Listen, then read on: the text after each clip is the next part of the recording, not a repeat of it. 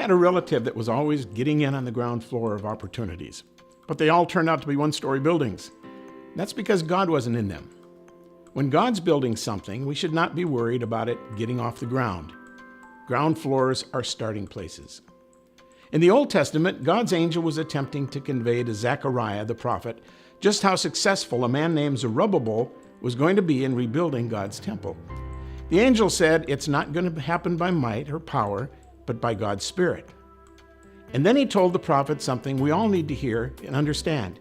He said the people should not think that small beginnings are unimportant, Zechariah 4.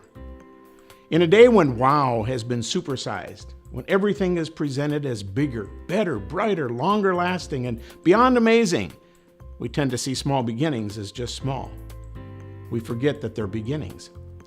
When Jesus had thousands of people to feed, he began small with a sack lunch from a little boy. When he showed the way into the kingdom, he began small. He used a child's attitude to point the way.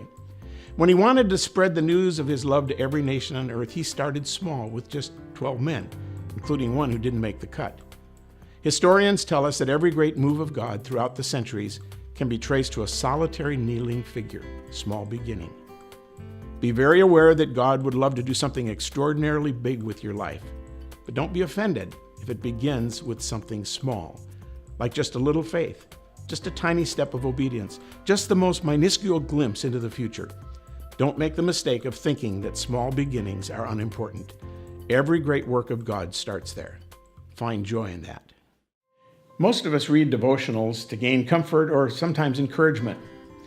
And if God were a jukebox, I guess we could put our nickel in and get him to say anything we want if we got to choose. But sometimes God knows that maybe instead of comfort, we need to be spurred on. We need to be prodded toward maturity.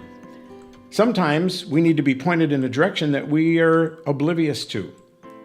Sometimes God needs to remind us of things that are impeding our spiritual progress. And there are other times God just wants us quiet long enough for us to be able to sense his smile into our lives.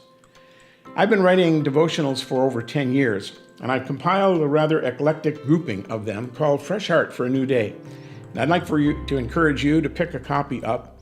I think you'll find great encouragement and comfort and prodding and whatever else God might need to say to you at this time in your life. It's available at Amazon.com or Barnes & Noble or your Christian bookstore.